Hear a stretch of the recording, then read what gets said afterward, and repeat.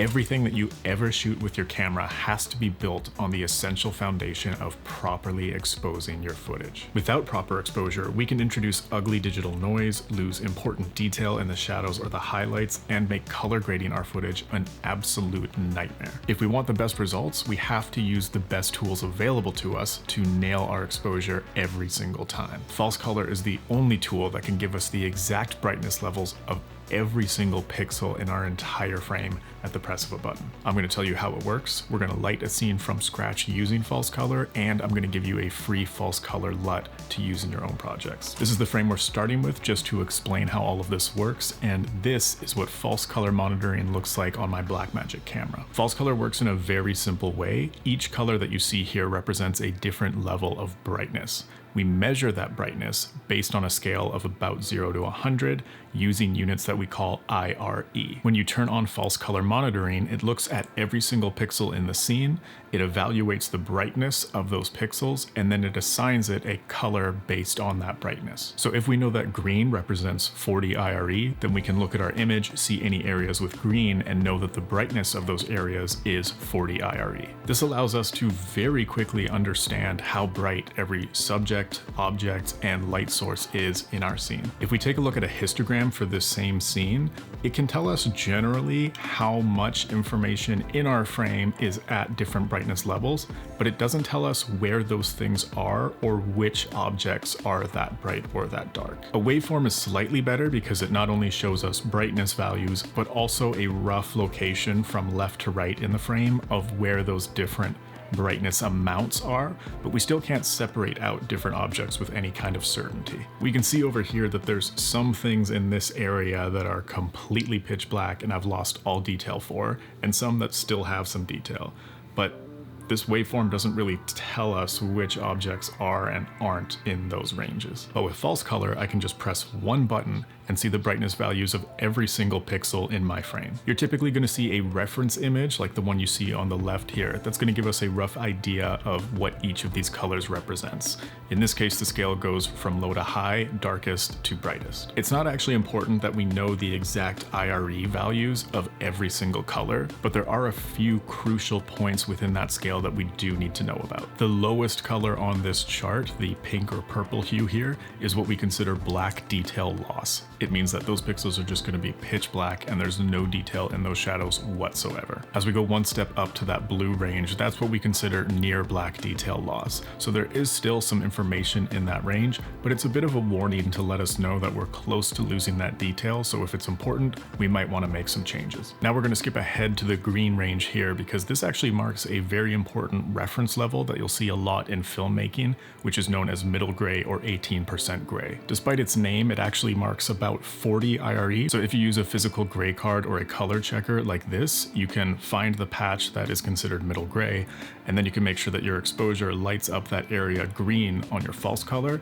and that way you know you've properly exposed your image. You can also use this as a good reference point for darker skin tones, which are usually lit somewhere between 40 to 50 IRE is the general recommendation. You can even see here a lot of that green creeping in on my face in the darker areas, especially on the shadow side. Skipping ahead again, we have this pink range here, and that marks one full stop of light above middle gray. This is typically where we want to expose lighter skin tones. So if you're working with a lighter skin subject like myself, I'm exposing my camera so that I see a lot of the pink on the key light side of my face, and that's how I know I've properly exposed myself within the scene. I've cranked up the light behind me just so you can see these last two colors, and the second last one is yellow, which is giving us our near clipping indicator. It's very similar to the near black detail loss one. It's just telling us that don't worry, you still have all the information in that area, but it's close to being completely clipped.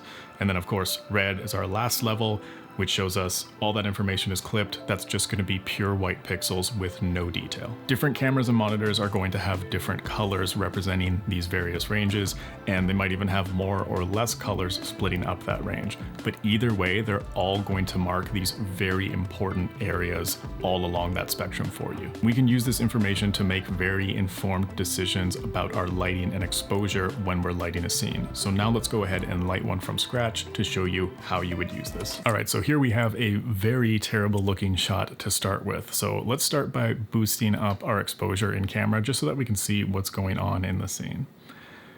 All right, so we have a subject, which is me, we have a window, and we have some background, which is just a typical bedroom looking setup. So what I want to do here, normally I would expose first for the thing that I can't control in the scene, which is the window. But I've already decided ahead of time what kind of shot I want, and I want a little bit of a moody, intimate, almost dreamy close-up look. So I'm actually going to leave that window blown out, even though our false color is telling us that I'm not going to have any information there. That's a creative call that you can make. So in this case, I'm fine with that. Right now, I don't actually have any lighting in the scene, so let's start by turning on a key light.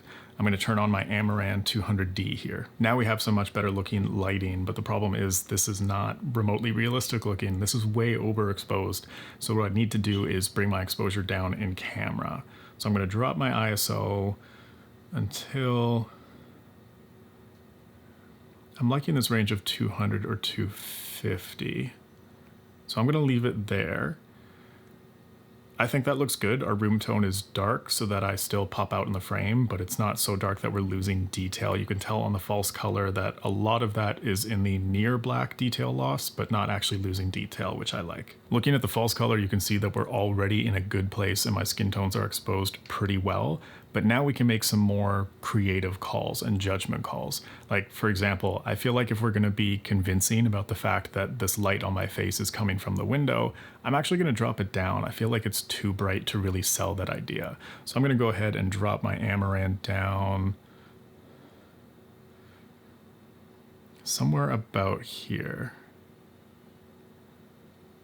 That's looking a lot better to me and a lot more natural at selling the idea that that light on my face is coming from that window. You can see that I'm preserving a lot of the important detail in not just the face, but also in the shadow side of my face.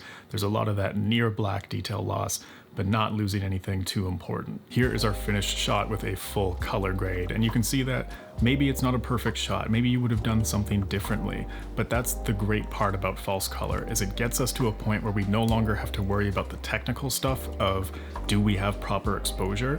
We get there so quickly that now we can start focusing on the creative calls. Maybe you feel like the background's too dark and you want to bring in a light to brighten that up. Or maybe you feel like the shadow side of my face could use a little bit more detail, so you can bring in a bounce.